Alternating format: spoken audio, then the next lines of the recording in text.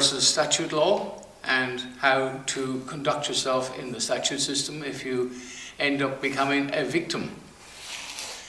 Now, right now I'm going to sit here in this old courthouse. I haven't climbed into the barred windows or whatever the case may be, but this is how the statute system works. Up here we have the master's seat, the captain of the ship, because it's based on a ship, as most of us know, and those who don't, we just found out.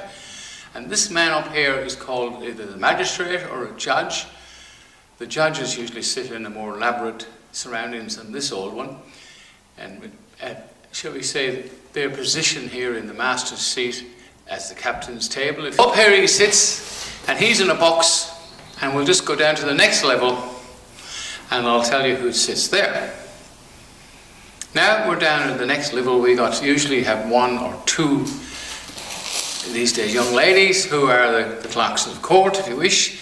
They take the details down, they make communications, they hand stuff up to the master, up there, the magistrate or whatever, and they just put little muppets here, and sometimes these little muppets, I call them, and that's just a polite way of saying muppet. I've been rude.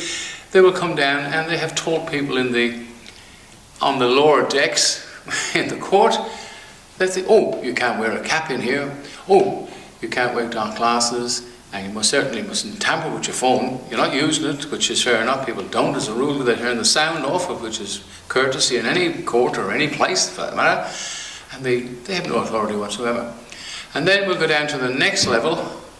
It's called the bar table. Now, look up these terms. I don't have to sit there and tell you what a bar table is. Look it up. All right?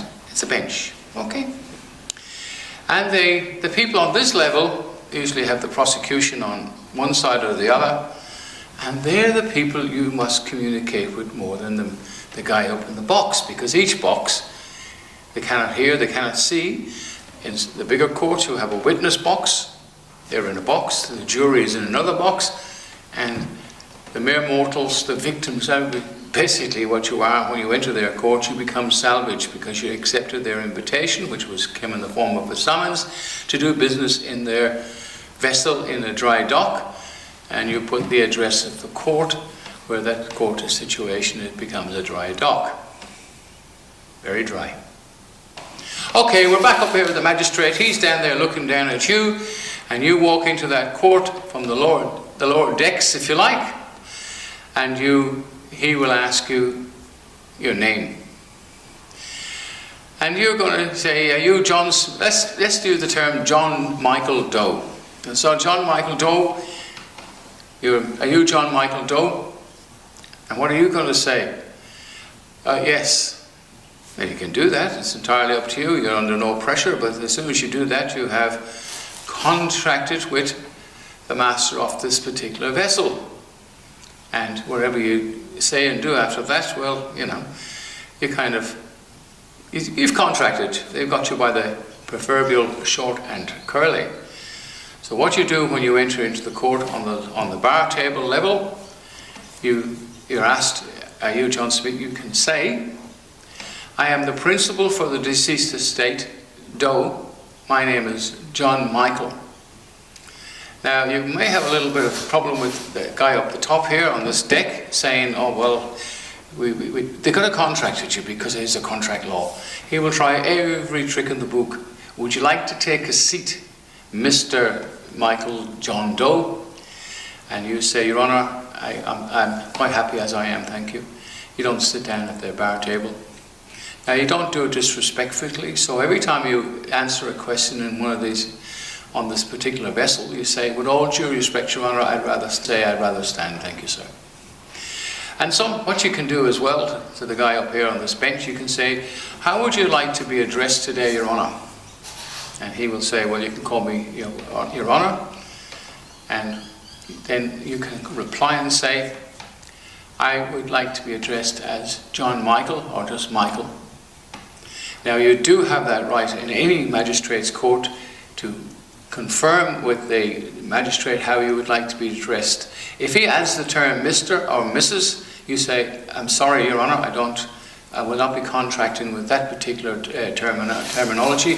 My name is John or Michael or Mary, whatever the case may be, and from there on you go. There's not much point getting into an argument with the guy sitting up on this bench, because after all, he's the one who can make a decision whether you go to jail or not. It's up to you down on the prosecution level to make your stand. So, all due respect, Your Honour, you've sorted the name out to accept what's going on. He'll ask you, how do you plead? And you say, not guilty. He'll ask you, why are you pleading not guilty? Magistrate will then ask you, are you pleading guilty or not guilty? And you will say, I'm talking about traffic stuff. If you're out there and you're a criminal and you're robbed and beaten somebody, I particularly don't really care what you say, because unless you're innocent. If you're innocent, you say, I'm pleading not guilty. And the magistrate will have a very strong conversation why you should plead guilty. And Your Honour, you say to him, Your Honour, I'd like to hear the prosecution's charge against me read out. Now that might be these pretend councils, which are the greatest pirates of the suburbs. They have these people making fortunes and lots of money on costs and absolute ridiculous fines in relation to dogs. I've seen a lot of it lately, and you have these little scrumped up, scruffy looking characters. Their suits, they paid 50 cents for them in an op shop, and they turn up there as prosecutors sitting at the bar table, putting forward charges that have no lawful standing whatsoever. The fact that these people should be charged in their private capacity with causing nothing but distress and harm to every man and woman in Victoria. So you ask them, with all due respect, Your Honour, I need to ask the following questions. Can you show me anywhere in the Dog Act, the Crimes Acts, where it says man or woman? Now the magistrate's going to answer that question, and you say, with all due respect, Your Honour, I need the prosecution. After all, they're the ones who laid the charge against my estate, to answer the question, and you ask it again. The magistrate may or may not, but usually they try and answer the question for them. Your Honour, with all due respect, you're up there on that level. This is not a level playing field. I can only communicate with people on the same level playing field as I am, so therefore, for the third and final time, I'm going to ask that question to the prosecution. Can you give me full disclosure in relation to the question I asked you? Can you find anything in the Act, the Dog Act, Crimes Act, where it says man or woman? Because right now, today, at now time, I am a man or I am a woman. And you wait for that answer. If the magistrate interrupts, you say, all due respect, Your Honour, I am waiting for the answer. A magistrate, well, what do you want? You say, due to the fact that the prosecution who have laid the charge against my estate, I want this case dismissed. It's void. There's been a mistake. Now, as I said before, when you walk into the magistrate's court, especially here in Victoria, I'm sure the other states are the same, I don't know. I haven't had the privilege of observing any of the cases. Perhaps one day I might, if I'm still alive. But anyway, you have to point out the fact when you lay put forward your paperwork, which is on the Common Law website, on the general Common Law Court International, that is. I mean, there's a lot of other common law things, and they're just absolute bunch of clans, in my opinion. You put forward the question, your second line of attack, if you like, or defence, was much better, that's what it is Your Honour, I put forward the papers which I downloaded from, you don't have to tell him this, from the Common Law Court International under the general paperwork where it says, where you respond to an invitation to court.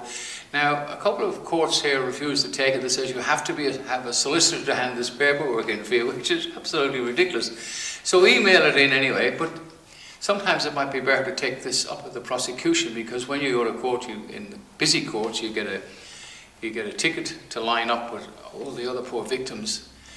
It really is unbelievable to queue up, and even the poor old cops have to get a ticket these days in some courts to queue up and wait to get to the muppets behind the counter, right, in the private corporation.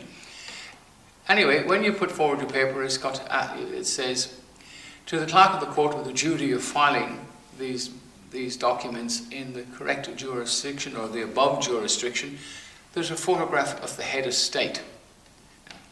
Now, before, I've asked so many people, who is the head of state in Australia in today, or in today's time, or in present time, or now time? And nobody can answer it. Everybody says the Governor General, as I said, he's budgie. It's King Charles III. Like it or lump it, he is the head of state. So lawfully and legally speaking, when you walk into a court, the head of state's photograph should be there. And even the Australian flag should be there, the red one preferably, but that was changed with that referendum, so you'll have a blue one. That would be good, but there's no flags. And I have a Japanese flag here on the right. This then becomes a Japanese court. So if we put the Australian flag up on it, it should become the Australian flag, an Australian court. But remember, there are 5 levels here. Up here, looking down at the Muppets, and further down, the prosecution, and that's who this guy up here is talking down to. So if there's no photograph of the king or queen, and we got remember that, I'll show it again. We have a kangaroo dangling the crown. Now, that's not an insult to the crown itself. These people, remember, they're convinced they're working for the crown. Queen Elizabeth II, may she rest in peace, she was removed unlawfully by Whitlam and Hawke. This place became a republic by the Act of 1986. And guess what? It's still a secret. They don't tell anybody. And if you try to tell anybody now, they don't believe it anyway. So it's an absolute waste of time. So anyway, a photograph of the crown should be up there, the proper emblem, which if I have one, I'll show you. You can say to Your Honour, this could be, all due respect, Your Honour, it could be seen that this is a kangaroo court. And now I mean no respect by that, but after all, Your Honour, we have the crown being dangled by a kangaroo. Is this a kangaroo court? Am I going to get jurisprudence in here? They're not going to get it anyway, because they're a private corporation and a private company. And technically and morally and ethically in their perm, they don't give a continental flying stuff. Another line of defence is the Secrets Commission Act of 1905. Now, when the registrar takes up a case in these statute systems or maritime law systems or fictional systems, whichever you want to call them, whoever you like, they put up a bond. Now, I don't know how much the bond is, but it may be $20, $50 or $100. It's probably around $100 these days, but there's hundreds of cases, so that turns out to be quite a lot of money. Now, I'm not going to go through the Secrets Commission Acts for you, 1905. You can download it. It's just 2 pages. I think Google are still answering the question, because sometimes, well, Google, they do naughty things and they remove certain things that are contrary to the narrative that's around today. But this Secrets Commission Act is a very, very powerful act, and it really says that any person, corporation that makes money, if you like, in simple terms, out of the proceedings in this particular court today are committing crimes. So you've asked the prosecution, again, all due respect, Your Honour, I need to ask the prosecution to give full disclosure in the remember, you're on that lower level, so you're looking over left, even to the magistrates or to the prosecution. Give us full disclosure on the Secrets Commission Act. Now, you find most prosecutions are usually a constable or a sergeant, and the young people, they should be out on the road working, protecting, serve and protect. That's what police services do. They serve and protect. But they're in here wasting people's time. It should be done, in my personal opinion, and some police officers' opinion. These people should be out on the road working for a living. Older police members who have been injured or semi-retiring, they should be doing this simple little stuff. Well, ask them for full disclosure on who you are in the first place. You probably won't never get an answer on that as well, because they do not, in most cases, I would say 90% of the cases, have a flaming clue other than the procedure in which they've been employed to do. So you insist on that answer, and Your Honour, for the second again, and the final, for the third time, I'm asking full disclosure. Now, one experienced magistrate threw the case out on as soon as that came up, because nobody wants to hear the answers even in a court. And what they'll do in most cases, again, where you have something that's going to cause them a little bit of controversy and they don't want the other people in the court, which these days Very few come in, they sit outside. I advise anybody who has a case in a court not to sit outside, to go in and listen, because it removes the fear.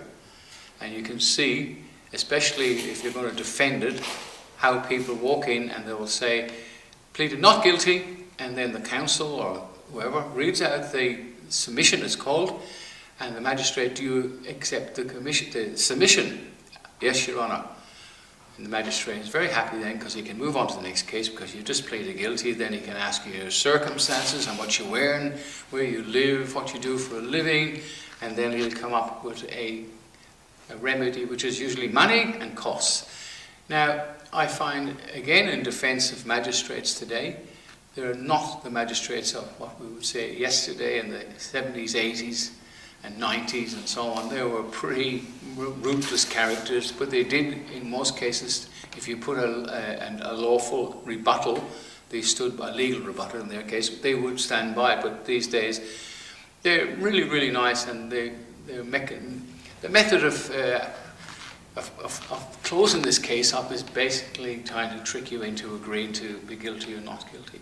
But as soon as you accept an invitation, which is a summons to their system, you guilty. As soon as you step onto that vessel in dry dock, you're absolutely guilty, and they will actually admit it. You are guilty. It's already a foregone conclusion in their system that you are guilty.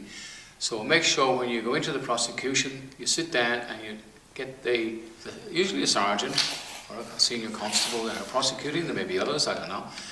You come along and you make your case. I am not pleading guilty, and you don't start attacking these people and saying, you're a private corporation.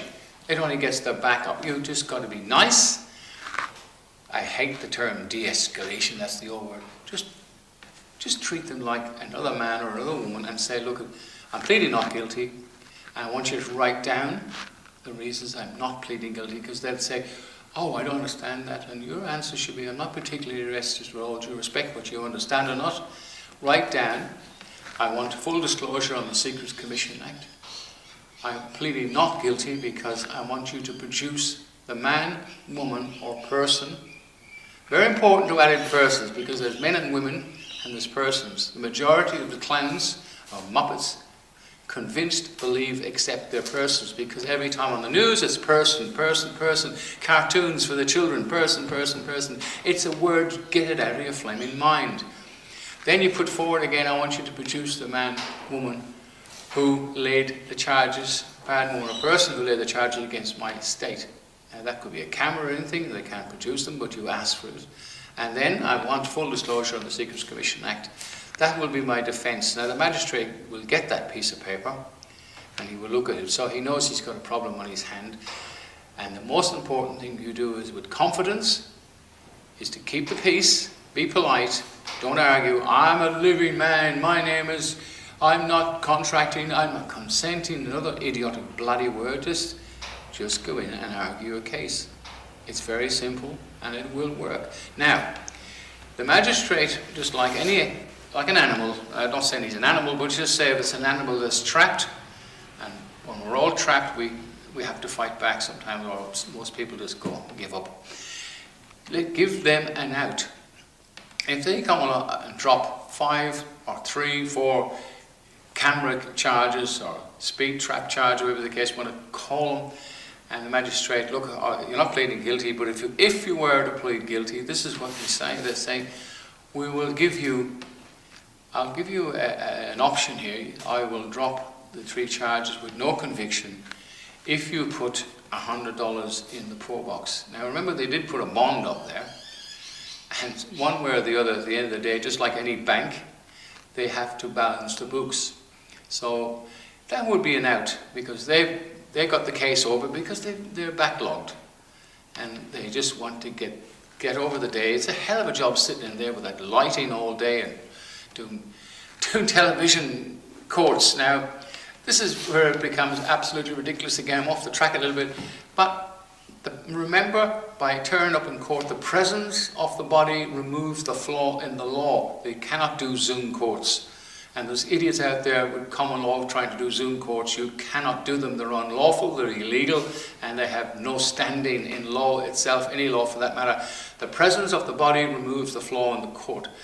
So you make sure that the magistrate gets this. Now, you give them an out. If he makes that kind of deal with you, now the fact you plead guilty, you look up the term guilty, it's not what it really means. There's a lot more to it than just the word guilty. If you were to plead guilty, I will drop the charges with no conviction, no court costs. Or if you were willing to put $90 or $100 in the poor box, I think that's a win, and you've given them an out. Now, if you don't do that, what they will do is they will say, well, okay, you're not here. We'll go ahead with the case, and they're going to fine you, convict you, and add a lot of money into the fine, and they've had it in.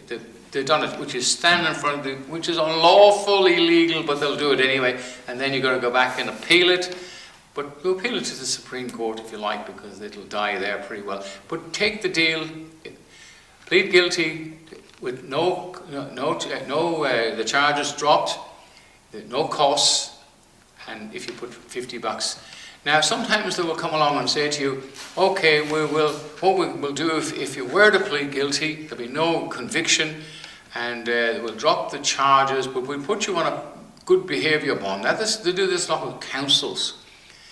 Now, for 6 months, and you pay the costs, which is probably $135 in Victoria for the council turn up, really, and that's what they do there, but people accept that. That's not an out.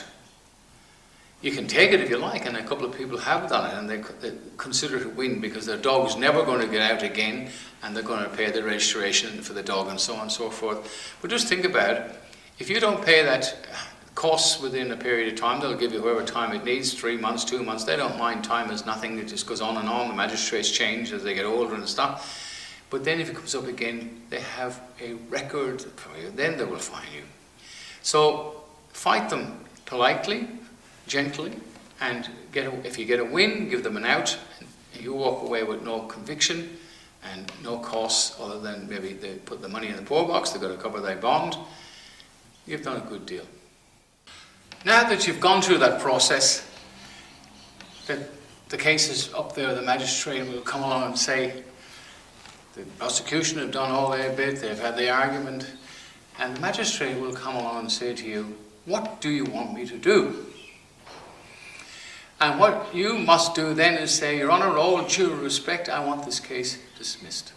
And that's very important, and the magistrate, in most cases, will dismiss the case. He will do his best to get some money out of you, like put something in the poor box. If he asks you to put $100 in the poor box, it's probably a good idea to agree at that stage, if you like, or if you want to do a hard nose and say, Your Honour, I decline that offer, Your Honour, on the grounds that I had no case to answer, and really, technically speaking and lawfully, legally speaking, you can actually put claims in for the loss of time because their case has failed. But keep it simple, the old term KISS. If you get an out, give them an out, and you come out with no conviction and no fines standing against you and no court costs, you've had a bit of a win. Anyway, looking forward to catching up with you guys again. I'll do a little bit more in depth about police stops and how to deal with police when you get pulled over. And that doesn't mean arguing and calling them police private companies and stuff. It's basically keeping the peace for everybody's sake and coming away with both parties with a smile on their face. Dr. Barry, London News sign off. Catch you all again. Have a look at the common law ones. I'm doing some of them as well. Bye-bye.